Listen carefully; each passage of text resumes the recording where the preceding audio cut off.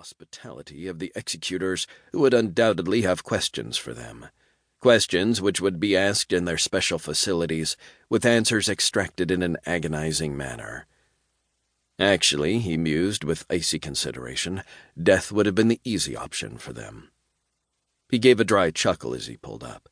He began circling over the crater-strewn surface of Starbase Apune, keeping a watchful eye for any enemy which might want to try a suicidal counterattack. The conquest of the Talos Rift was nearly complete.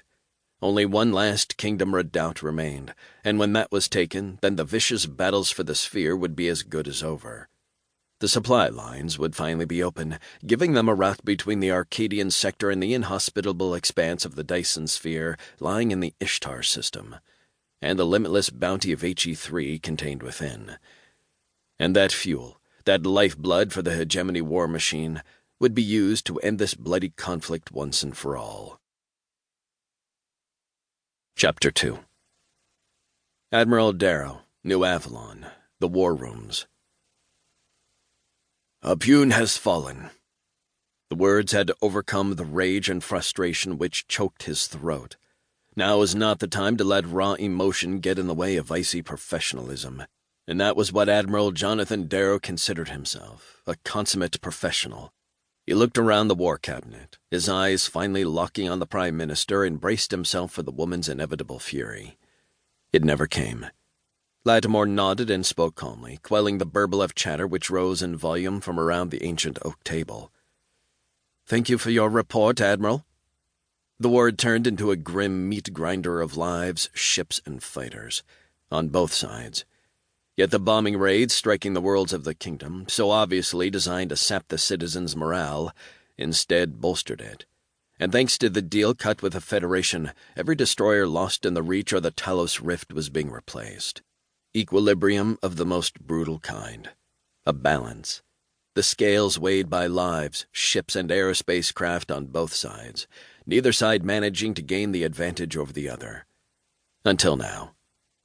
Starbase Apune was critical to the war effort, one of only 2 kingdom bases in the Talos Rift, an area of space wedged between the Arcadian sector and the sphere.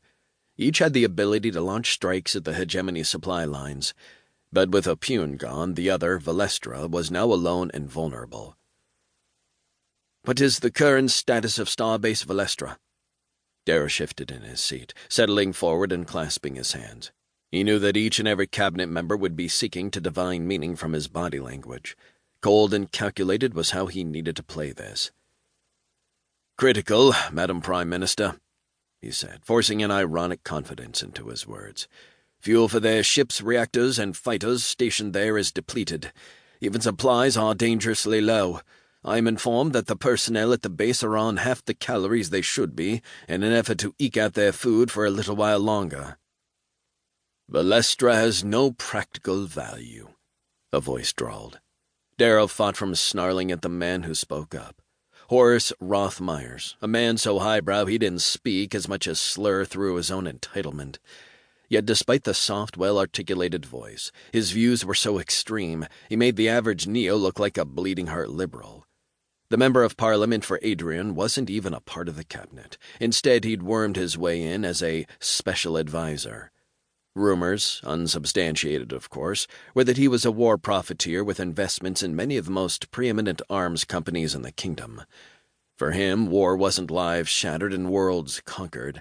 It was the bottom line in an accounting report. "Perhaps allowing the base to fall will allow us to refocus our efforts on fronts of interest to us." "You'd like that."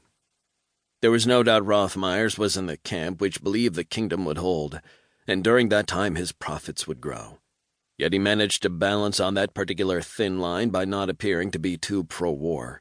Seemingly he was content with merely administering a gentle drip of poison to influence events for his own financial gain.